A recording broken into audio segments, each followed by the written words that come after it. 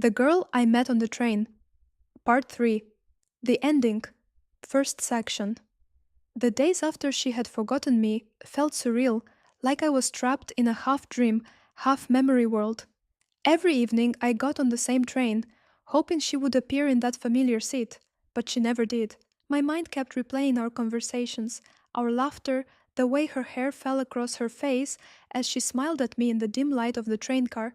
It was maddening knowing that someone so close, who had seemed to understand me perfectly, had no recollection of me.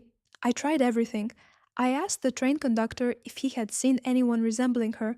I looked through social media, hoping for a post, a picture, a clue, but it was as though she had vanished from existence itself.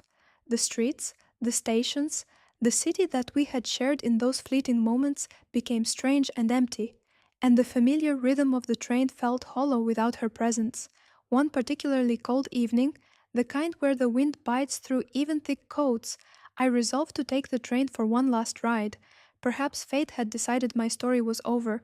I stepped onto the platform, rain splattering against the asphalt, the platform lights glowing faintly in the mist. I chose my usual seat and settled in, letting my gaze drift to the city outside the window, blurred by rain streaks and the train's movement.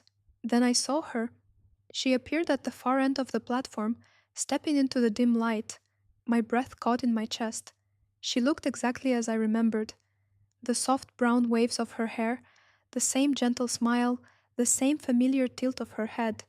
Yet there was a hesitancy in her steps, a hesitation that hadn't been there before. She paused as if uncertain, and for a moment I thought my mind was playing tricks on me.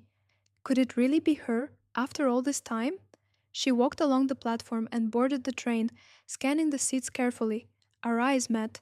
My heart raced so violently it felt like it would burst from my chest. Do I know you? She asked softly, her voice trembling slightly. Yes, I said, barely able to form the words. You do. It's me. Recognition flickered in her eyes. A spark of memory, faint but undeniable.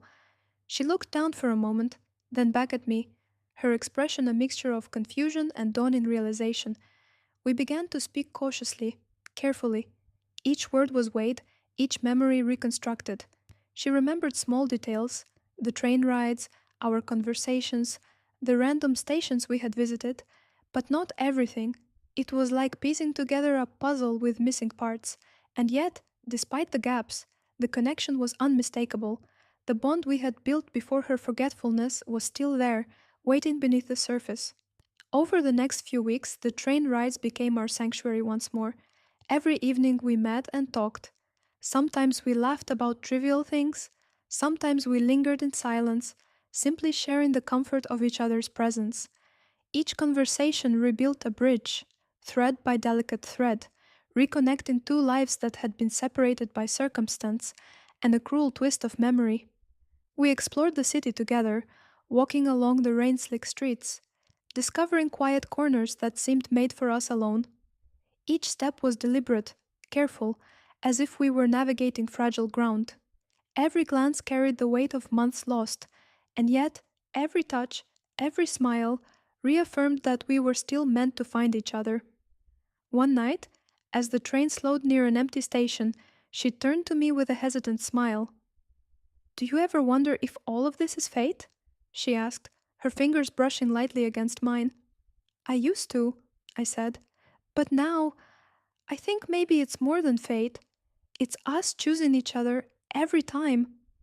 Her smile widened, and in that moment the world seemed to tilt back into alignment. I realized then that love wasn't just about memories, it was about presence, attention, and the deliberate act of choosing someone even when everything else seems uncertain.